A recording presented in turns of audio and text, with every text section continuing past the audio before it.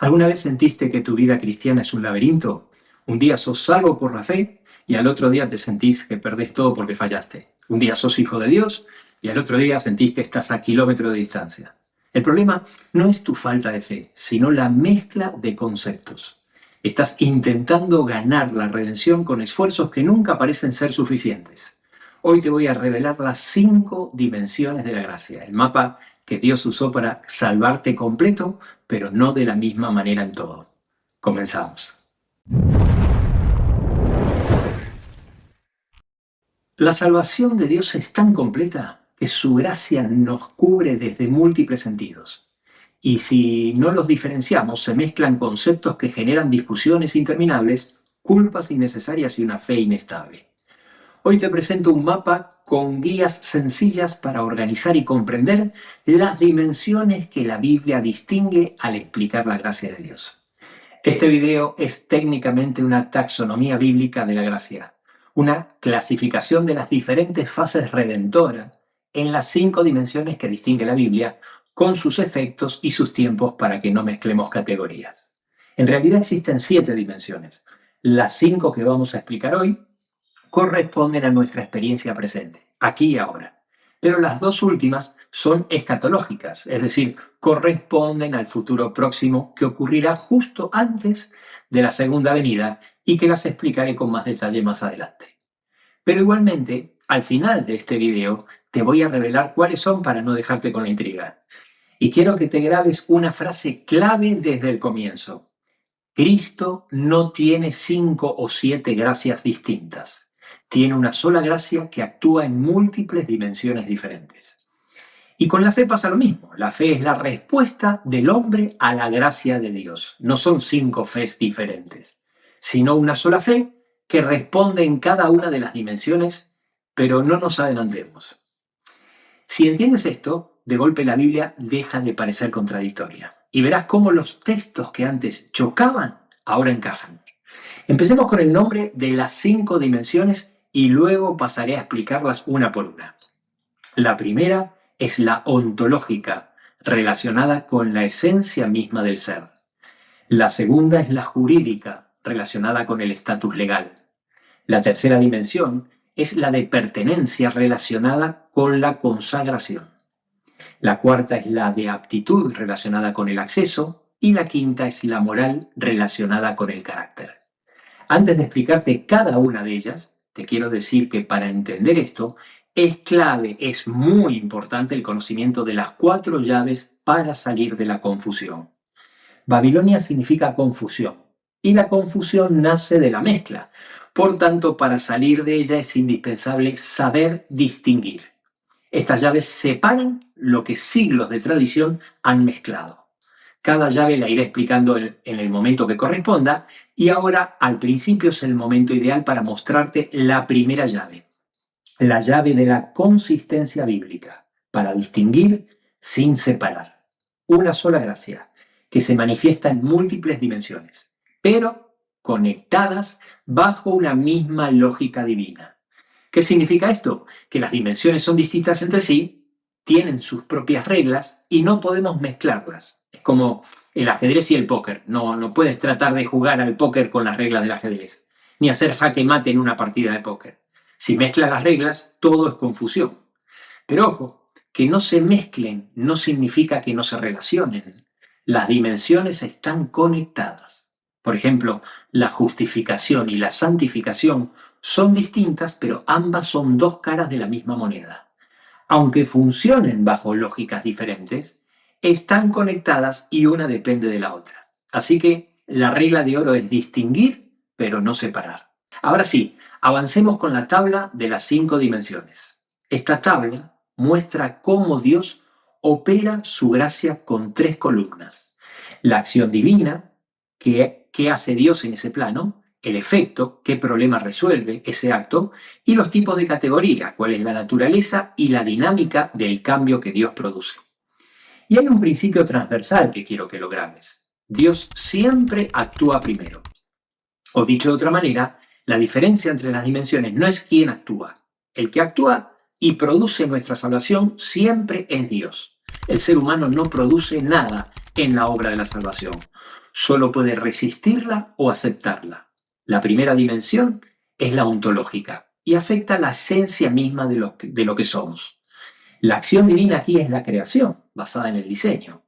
Y el efecto es que Dios determina qué es cada ser u objeto creado y para qué existe. De esta forma, Dios fija la identidad de lo creado, su naturaleza y su propósito. Pero quiero que prestes atención a esto porque acá se confunde mucha gente. La esencia no cambia. Lo que cambió con el pecado no fue la esencia. En teología se explica que lo que cambió fue la naturaleza, entendiéndose como la condición de esa esencia. Naturaleza perfecta o caída, prelapsaria o poslapsaria, es decir, antes o después de la caída. Pero ese cambio de naturaleza no es un cambio ontológico de la esencia. Después de la caída seguimos siendo humanos, pero en un estado distinto. Antes del pecado el ser humano era perfecto, después del pecado está corrompido y cuando sea glorificado será restaurado. Pero siempre fue, es y será humano. Pensarlo así, un celular puede estar nuevo, roto o reparado, pero siempre es un celular. Por eso Pablo puede decir que tenemos este tesoro en vasos de barro. Incluso en la tan esperada resurrección de la que habló Pablo en 1 Corintios 15, donde dice que todos seremos transformados, experimentaremos un cambio real de un cuerpo corruptible a un cuerpo incorruptible, pero aún así nuestra esencia ontológica seguirá siendo inmutable, ya que seguiremos siendo seres humanos. Por consiguiente, esta dimensión es inmutable. El tipo de ser que Dios creó y su identidad de criatura no se redefine por el pecado ni por la gracia. Muchos de los grandes milagros que se presentan en la Biblia son cambios ontológicos, como por ejemplo cuando la vara de Moisés es convertida en serpiente o cuando Jesús convirtió el agua en vino. Pero obviamente son presentadas como grandes excepciones y por consiguiente no son el patrón con el que Dios opera la gracia en la salvación. La Biblia hace un paralelismo entre el nacimiento y la vida física con el nacimiento espiritual y la nueva vida en Cristo. Es la analogía de la vida. Esta dimensión equivale obviamente a la fase de nacimiento físico, donde nuestra esencia queda determinada en el proceso de la concepción. Y por consiguiente, será permanente. Porque el pecado no te cambia de especie, te daña la condición. De la misma forma que la gracia no te cambia de especie, sino que te salva dentro de tu humanidad. Aquí viene el dato que te interesa. Las categorías inmutables que utiliza la Biblia dentro de esta dimensión ontológica son inmundo y limpio, que en el hebreo original la Biblia los llama tamé y tajor respectivamente. No describen una suciedad que se quita, sino una impureza ontológica. Es una clasificación inmutable y permanente fijada por el diseño de Dios. Un ejemplo claro es su clasificación como aptos o no aptos para ser presentados en el altar. Una oveja es tajor, limpia, por eso sirve para la ofrenda. Un cerdo es tamé, inmundo, por eso queda descalificado. De esta forma, en esta categoría, son inmundos o limpios como especie, no porque se contaminaron, sino por creación. Y por consiguiente, no existe ritual que los vuelva limpios. No es un problema de contacto o de lavado. Si algo es inmundo como especie, nunca podrá pasar a ser limpio, y por ello es una categoría inmutable. La segunda dimensión es la jurídica, y está relacionada con el estatus legal. La pregunta aquí no es qué eres, sino cómo te declara Dios. Por eso la acción divina es la justificación. Es una acción basada en un veredicto, y el efecto es este. Gracias al sacrificio de Cristo en la cruz, Dios puede declarar justo al culpable y cancelar su condena. Pero atención, este indulto legal es un regalo, no es una imposición. Para que el veredicto sea válido en tu vida, tienes que aceptarlo por fe. Es como un cheque firmado a tu nombre. Tienes fondos infinitos, pero si no lo cobras mediante la fe, no te sirve de nada. Dios pone la firma, tú pones la aceptación. Romanos 5.1 lo expresa con claridad. Justificado, pues, por la fe. Tenemos paz para con Dios. En este caso, la categoría es legal y solo puede haber dos opciones, culpable o justo. Como puedes ver, cada dimensión tiene su propia categoría. Esto es importantísimo porque muchos tratan la justificación como si fuera progresiva, como si Dios dijera, te voy declarando justo de a poco según tu rendimiento. Pero un veredicto no se da por porcentajes. O estás condenado o estás absuelto. O sos culpable o sos declarado justo. Y acá viene un aspecto crucial que hay que decir con calma porque aquí se rompe mucha confusión. Este plano resuelve la condena, pero no consagra, no limpia, no transforma. Cambia el estatus, no la condición interior ni la relación funcional. Confundir este plano con otros es uno de los errores más comunes en la teología cristiana. Imagina un tribunal. El juez dicta sentencia a no culpable y firma el indulto. Sin embargo, la persona que fue absuelta no se vuelve madura en un segundo, no se vuelve sabia en un segundo, pero sí deja de estar condenada en un segundo. Y aquí entra nuevamente la analogía de la vida que utiliza la Biblia. Físicamente naciste una vez, eso es ontológico. Pero tal como dice Pablo en 2 Corintios 1:9, nacimos con sentencia de muerte.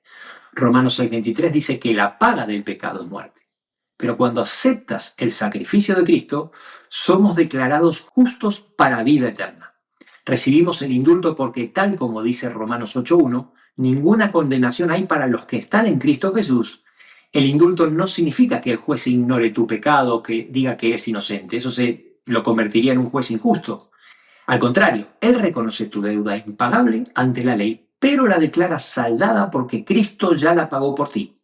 Este cambio de estatus legal es instantáneo. Nadie puede nacer a una nueva vida si legalmente sigue bajo una sentencia de ejecución. Tiene lógica, ¿no? Muchos se confunden pensando que el veredicto produce automáticamente carácter. O peor aún, que tu carácter produzca el veredicto. Por supuesto, hay mucho para hablar de cada dimensión, pero por ahora pasemos a la siguiente. La dimensión de pertenencia es el plano de la consagración. La acción divina aquí es santificación. Y el efecto es concreto. Dios consagra algo o alguien como suyo y lo aparta para sí. Por eso esta dimensión está basada en la propiedad. La pregunta aquí no es qué eres ni cómo te declara Dios. La pregunta aquí es ¿a quién perteneces? Por eso en esta dimensión, santo no significa más bueno o más limpio. Significa reservado para uso exclusivo de Dios. Por consiguiente, las categorías de esta dimensión son de tipo posicional y son tres: común, santo y profano. Y su lógica es muy fácil de entender.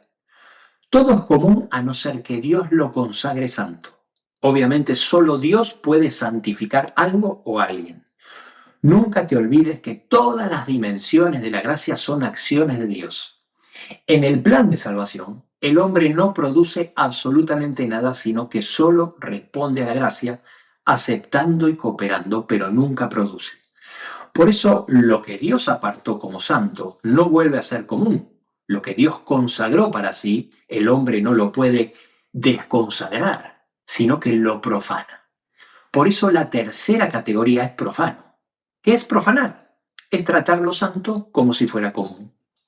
Así como tomar lo común como santo es idolatría, de la misma forma tomar lo santo como común es profanación.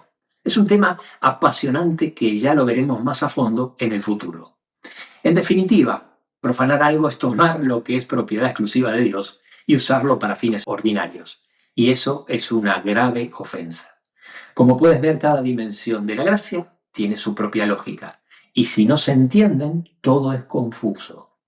Pongamos un ejemplo para que se entienda mejor. Piensa en un utensilio común, un recipiente cualquiera. Es común, pero en Éxodo 40, 9 y 11 dice que Dios ordena ungir el tabernáculo y todos sus utensilios para consagrarlos y serán santos. En ese momento, los utensilios cambian de estatus de pertenencia, no porque el metal cambió, no porque se volvió moral, sino porque ahora es de Dios. Y si algo que fue apartado para Dios se lo usa como si fuera común, eso no lo vuelve menos santo, eso es profanado. Santo en esta instancia no significa que seas más apto o mejor, no significa que seas más moral o ético. No se trata de conducta impecable ni transformación interna de hábitos o carácter. Espera. ¿Cómo que santo no significa eso? Siempre hemos tenido el concepto que una persona santa era una persona moral, de conducta cristiana intachable. Sí, en cierto sentido sí, pero no te preocupes por eso ahora. Dios se encarga de eso en las siguientes dos dimensiones. Pero aquí, en esta dimensión, en esta instancia o esfera, santo es en sentido posicional y simplemente significa apartado para Dios, un cambio de propiedad que Dios declara. Santo significa ya no es tuyo, no se trata de lo que haces, sino a quién perteneces. Sigamos con la tabla de la analogía de la vida que nos ayuda a entender mejor. Dios no justifica a nadie que no aparte para sí, ni aparta a nadie que no haya justificado. Por eso, al mismo tiempo que recibes el indulto legal, experimentas inmediatamente el nacimiento espiritual. Pasas de la orfandad a la familia de Dios. Este es el proceso de la adopción. Aquí el Padre firma tu acta de identidad como hijo. Pablo dice en Efesios 1:5 que somos adoptados hijos suyos por medio de Jesucristo. Y en Romanos 8:15 que hemos recibido el espíritu de adopción. Es aquí cuando tu nombre es inscrito en el libro de la vida. Jesús mismo dijo en Lucas 10:20, no os regocijéis de que los espíritus se os sujetan, sino regocijaos de que vuestros nombres estén escritos en los cielos. Y muchos otros textos, como por ejemplo Daniel, que describe al pueblo de Dios como todos los que se hallen inscritos en el libro. O Pablo en Hebreos, que habla de la congregación de los primogénitos que están inscritos en los cielos. Sí, tu nombre se anota en el registro oficial del cielo porque desde el momento que aceptaste a Cristo eres legalmente parte de la familia de Dios. Es importante que entiendas que no existen grados de filiación en la dimensión jurídica. O sos hijo o no sos hijo. No te conviertes en hijo de a poquito. Por consiguiente, también es un acto instantáneo. En el mismo momento que eres justificado, eres apartado para Dios. Y quiero que sepas que la analogía es tan completa que nuestro Padre no dejó ningún detalle al azar. Así como tus padres físicos te pusieron un nombre al nacer, tu Padre Celestial también te puso un nombre único, nuevo para ti. Apocalipsis 2:17, hablando del cielo, dice, le daré una piedrecita blanca y en la piedrecita escrito un nombre nuevo. Lo importante es entender que no te vuelves más hijo por portarte mejor. Pensar así es confundir categorías. Además de ser anotado en el libro de la vida, en ese instante recibes el primer sellamiento del Espíritu Santo. Por eso en la Biblia, además del sellamiento escatológico que aparece en el futuro, hay un sello del Espíritu que aparece como una acción ya realizada en el pasado. En Efesios 1:13 dice, fuisteis sellados con el Espíritu Santo de la promesa. Y en 2 Corintios 1:21 y 22 dice, y el que nos ungió es Dios, el cual también nos ha sellado. Es una marca de propiedad que le dice a todo el universo a quién perteneces. La Biblia está llena de versículos como el de Malaquías 3:17 y 18, donde Dios dice, yo actué y los perdonaré como el hombre que perdona a su hijo que le sirve. Y discerniréis la diferencia entre el justo y el malo. Sí, ahora estás bajo el cuidado especial que tienen todos los hijos de Dios. Fíjate cómo Dios aparta y santifica al pueblo de Israel. En Éxodo 6:7, cuando aún eran esclavos, le dice, yo os sacaré de debajo de las tareas pesadas de Egipto, y os tomaré por mi pueblo y seré vuestro Dios. Luego tan pronto cruzaron el Mar Rojo y Dios los libera totalmente de Faraón, en Éxodo 15:13 dice, lo llevaste con tu poder a tu santa morada. Dios elige al pueblo de Israel y lo aparta para él, santificándolo. De común, mezclados en Egipto, lo consagra santo, apartados como propiedad de Dios. Y ahora pertenecen a él, no por moral, sino por consagración. Todavía Dios no había habilitado a Israel para acercarse a su presencia, ni había transformado su interior enseñándole la ley para reflejar su carácter, sino que los apartó y los santificó siendo ellos el más insignificante de todos los pueblos. Si has llegado hasta aquí, no te puedes perder las próximas dos dimensiones para ver cómo Dios nos hace funcionales y nos transforma de adentro hacia afuera. Esto cambiará tu caminar con Dios y te dará herramientas para evitar frustraciones. La cuarta es la dimensión de aptitud. Esta dimensión está relacionada con el acceso. La acción divina aquí es la purificación, basada en la habilitación para acercarse a Dios. Y el efecto es que Dios quita lo que impide que algo o alguien pueda acercarse a su presencia. Pablo dice en 1 Corintios 6:11, mas ya habéis sido lavados, ya habéis sido santificados, ya habéis sido justificados en el nombre del Señor Jesús. Sí, Pablo tenía bien claro que hablaba de cosas diferentes. Aunque la Biblia habla muchísimo de esta dimensión, es la más desconocida de todas. Y esto trae una consecuencia grave. Como la mayoría no sabe que esta dimensión existe, toman los textos de purificación y tratan de forzarlos en las dimensiones que hemos visto anteriormente o a la última que vamos a ver en breve. El resultado: terminan distorsionando todo el mapa y cargando a la gente con pesos que no son suyos. Aquí la pregunta no es qué eres ni cómo te declara Dios o a quién perteneces. Eso ya quedó establecido. Aquí la pregunta es, ¿estoy apto para acercarme? Muchas veces te han enseñado y tal vez ahora te estés preguntando, pero Cristian, ¿no es que Dios nos llama tal como somos? ¿No es que Él nos acepta tal como estamos? Sí, pero estamos hablando de cosas diferentes y aquí radica la gran confusión de muchos. Precisamente eso es lo que hemos estado enfatizando en las dos dimensiones anteriores. Cuando tú aceptas el sacrificio de Cristo en tu vida, Él te perdona, Él te acepta como hijo tal como estás, pero nunca te dice que te quedes así. Por eso, la categoría de esta dimensión es diferente. Aquí no hablamos de un problema legal o posicional, sino que es de tipo funcional. Y las categorías funcionales de esta dimensión son puro e impuro. Piensa en un sacerdote del tabernáculo.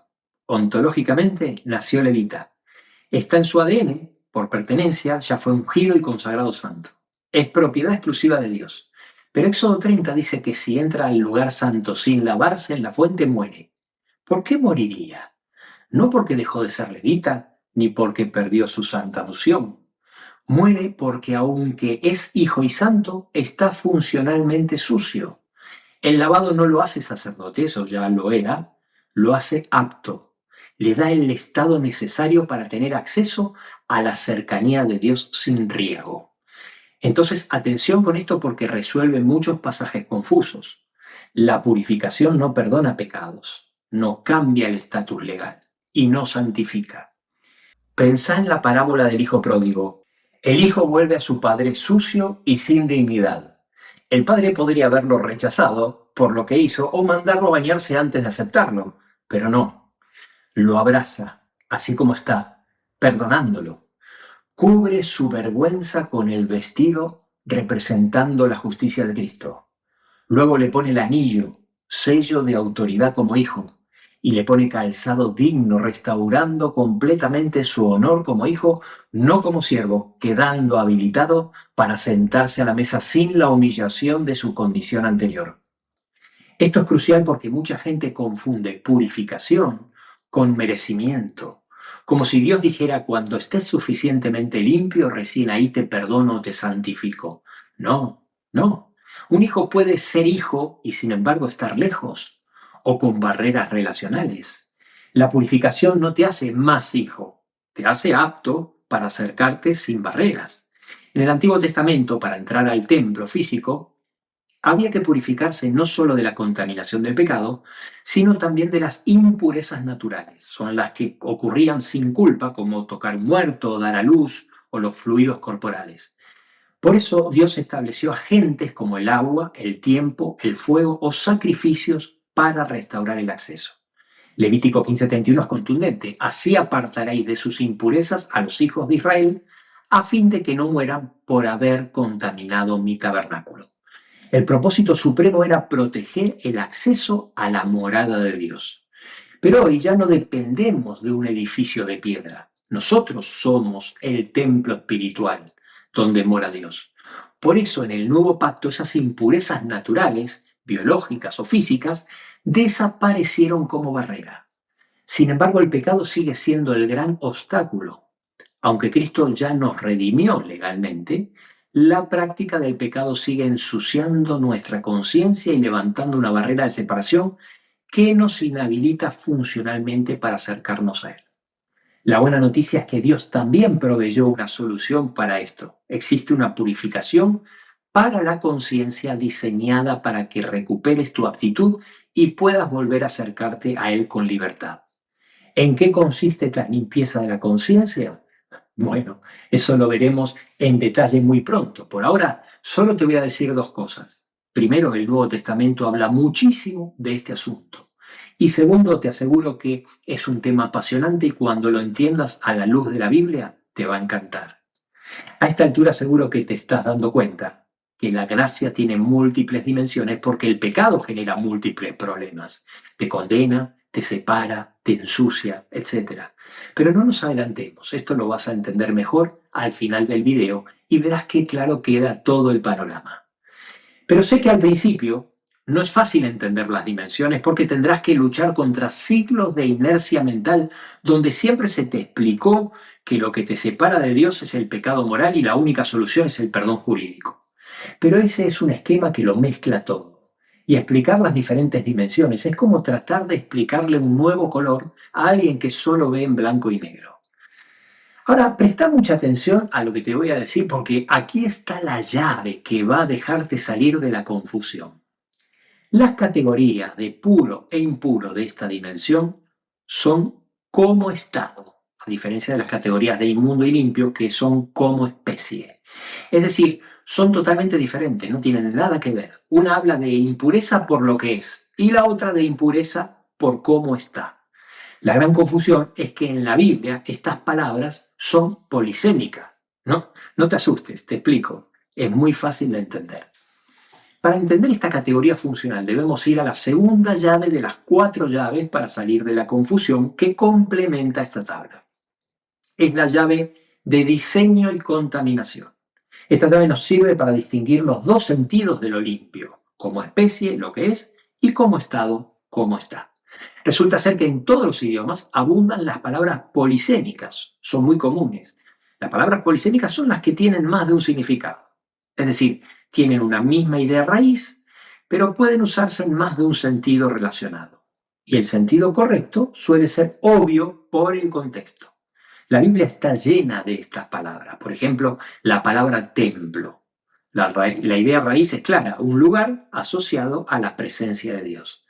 Pero en la Biblia aparece con al menos 2 sentidos. Primer sentido, el literal, el edificio físico del culto, el tabernáculo o el templo de Jerusalén, como por ejemplo en Juan 2 que dice que Jesús subió a Jerusalén y halló en el templo a los que vendían.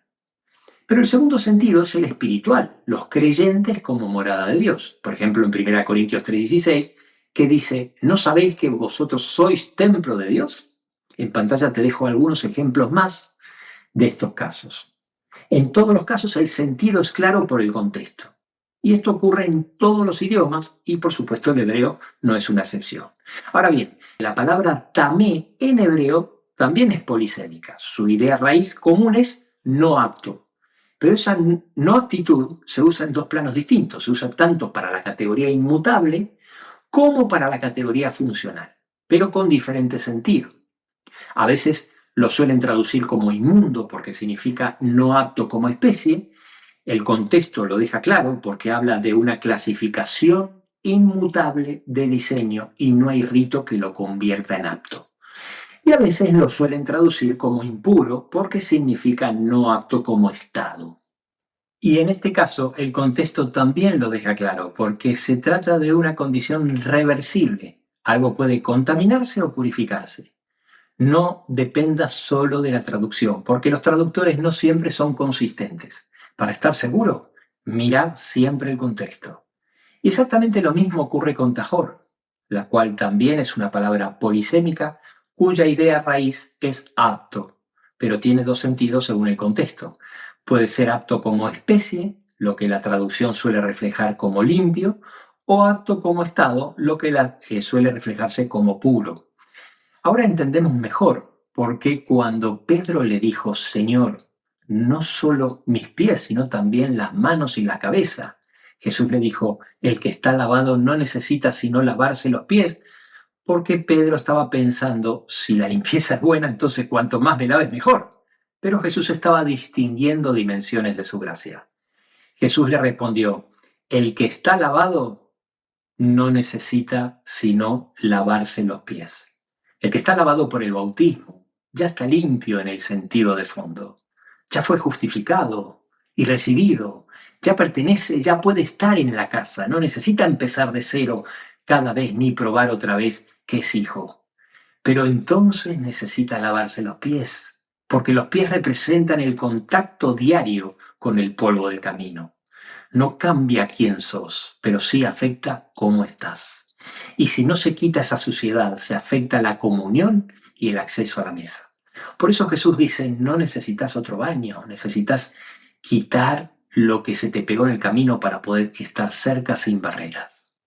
Siguiendo con la analogía de la vida, ahora que hemos nacido espiritualmente y estamos en la familia, empieza una nueva vida y crecimiento. En las religiones paganas se realizan actos mágicos para comprar el favor de Dios. Pero la Biblia nos enseña que la purificación es un proceso de higiene y que es cíclico. No te lavas periódicamente para ser miembro de la familia, sino para mantener la comunión intacta. Dios puso a los sacerdotes como maestros de distinciones. No era un detalle menor. Levítico 10:10 dice, para poder discernir entre lo santo y lo profano, y entre lo inmundo y lo limpio. Y a través del profeta Ezequiel, en capítulo 22, Dios dice, sus sacerdotes han violado mi ley y han profanado mis cosas sagradas. Entre lo sagrado y lo profano no han hecho diferencia, y entre lo inmundo y lo limpio no han enseñado a distinguir. Así que cuando hoy aprendemos a distinguir, no estamos inventando un sistema, estamos volviendo al diseño de Dios. Ten paciencia que ya iremos abarcando todos los detalles, pero por ahora pasemos a la quinta y última dimensión de este video. La dimensión moral relacionada con el carácter. La acción divina aquí es la renovación basada en el fruto. Y el efecto es este. Dios transforma el interior del ser humano para reflejar su carácter. Aquí la pregunta es, ¿cómo me transforma Dios? El tipo de categoría es evidencial y puede ser sin fruto o con fruto. ¿Qué significa?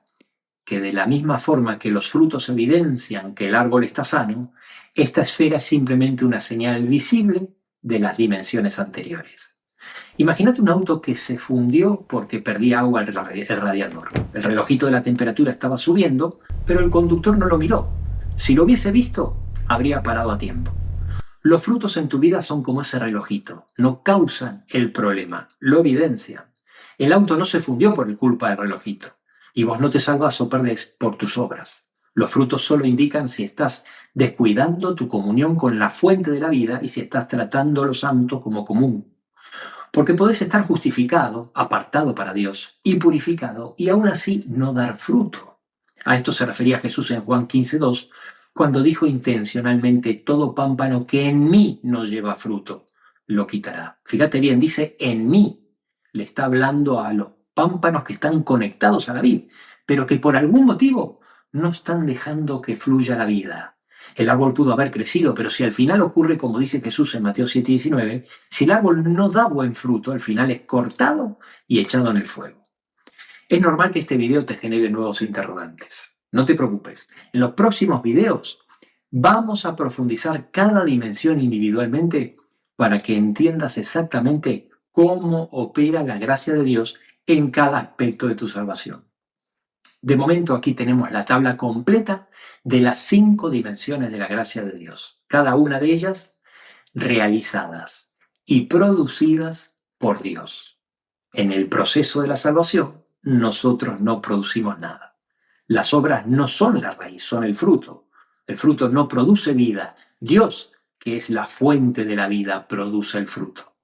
Y ahora sí podemos completar la analogía de la vida. En nuestra nueva vida y crecimiento espiritual, al vivir en la familia de Dios, aparece la madurez espiritual. Es un proceso que se ve con el tiempo, por eso es progresivo.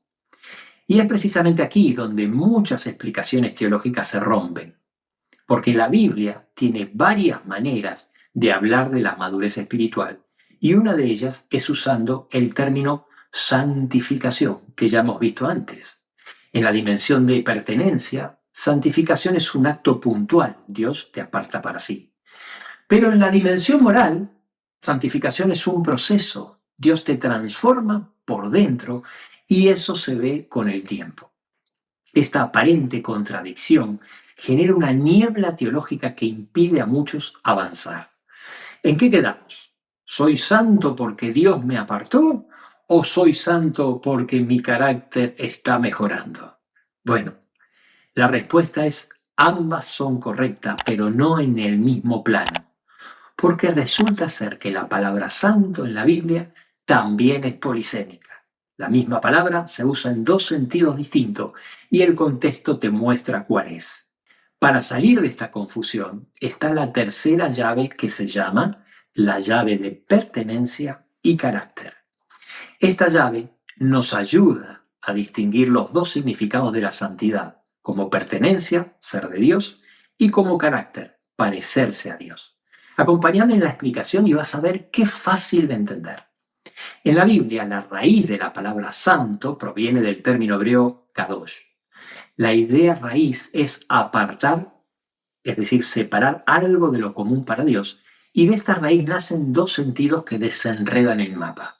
El sentido de pertenencia, es decir, ser de Dios, es ser apartado como propiedad, es el acto legal e instantáneo donde Dios te reclama como suyo. El segundo sentido es de carácter, es decir, parecerse a Dios, es ser apartado para un propósito. Es el proceso progresivo de transformación interior donde por estar en su presencia empiezas a reflejar su naturaleza. Es el fruto natural de estar en relación con la fuente de la vida. La clave práctica es siempre la misma. El contexto te dice claramente cuál sentido estás usando. Si el pasaje habla de una santificación como acción puntual y terminada en el pasado, estás en el sentido de pertenencia. Como por ejemplo la que leemos en Hebreo 10:10, que dice: somos santificados mediante la ofrenda del cuerpo de Jesucristo hecha una sola vez. Ya estamos santificados. Por el contrario, si el pasaje habla de conducta, fruto o manera de vivir, estás en santidad como progreso, tal como lo expresa Pablo en 1 de Pedro 1:15. Sed también vosotros santos en toda vuestra manera de vivir. Todavía nos falta. Y esta llave te evita dos confusiones típicas. La primera es creer que para pertenecerle a Dios, primero tenés que ser moralmente impecable. Y la segunda es creer que porque ya perteneces, entonces no hace falta crecer. Mezclar categorías espirituales es como querer medir distancia en kilos o como querer medir el tiempo con una regla. Fíjate qué curioso, las primeras tres dimensiones espirituales son invisibles para el mundo. Nadie ve tu veredicto legal ni tu unción de pertenencia.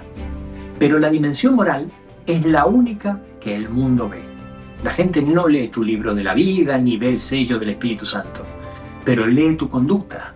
Por eso Jesús dijo en Mateo 7:20, por sus frutos los conoceréis. Tu carácter es la vitrina de tu salvación. Por último, decirte que posiblemente no hay dimensión más oportuna que la moral para enfatizar lo que no me canso de decir, que todas las acciones las realiza Dios. Así que ya sabes, es una sola gracia, pero con 5 dimensiones distintas. ¿Sabes por qué? Porque cada dimensión de la gracia resuelve las diferentes consecuencias del pecado. Una naturaleza caída, una condena legal ante la ley y separación de Dios. Y también genera una contaminación que dificulta nuestra comunión y la incapacidad de reflejar el carácter divino. Pero de todo esto hablaremos con más detalle en un video futuro. Dios te salva completo, pero no te salva todo de la misma manera. Hay aspectos inmutables, hay aspectos legales y posicionales, y hay aspectos funcionales y evidenciales. Termino mencionándote finalmente la cuarta y última llave, la llave de descanso y cooperación, para distinguir sin mezclar una fe que siempre acepta, descansando en lo que Dios hizo y cooperando con lo que Dios hace. Aquí es donde la confusión de Babilonia ha hecho más daño, creando dos tipos de cristianos frustrados. Si donde debes recibir intentás cooperar, terminás con ansiedad. Y si donde debes cooperar intentás solo recibir, terminás en la tibieza. En Mateo 12:28 Jesús dice: venid a mí todos los que estáis trabajados y cargados, y yo os haré descansar. Y porque descanso en la seguridad de la salvación, entonces luego Jesús dice en Juan 15:5: el que permanece en mí y yo en él, este llevará mucho fruto. Si la gracia es multidimensional, entonces la fe tiene que ser multidimensional para poder recibirla correctamente. Fíjate cómo se abrazan la primera y la cuarta llave. La primera ordena el mapa: no mezcles las diferentes dimensiones de la gracia de Dios. La cuarta ordena tu respuesta: no mezcles el descanso con la cooperación. En el medio, la segunda y la tercera son dos ejemplos gigantes de lo que pasa cuando mezclamos categorías. Mezclar las dimensiones es un error que ha transformado la fe de millones de cristianos en una fe falsa. Una fe que o te mata de culpa intentando pagar lo impagable, o te duerme en la indiferencia pensando que no importa cómo vivas. Tal como te prometí al principio, es momento de por lo menos mencionar las últimas dos dimensiones que pertenecen al futuro y serán tema de estudio para más adelante.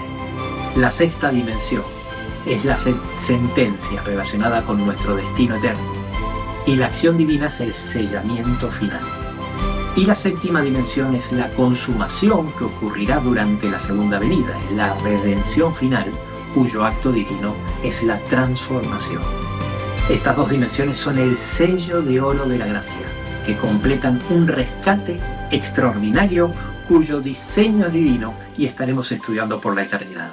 No te olvides de suscribirte y darle a la campanita. Nos vemos en el próximo video.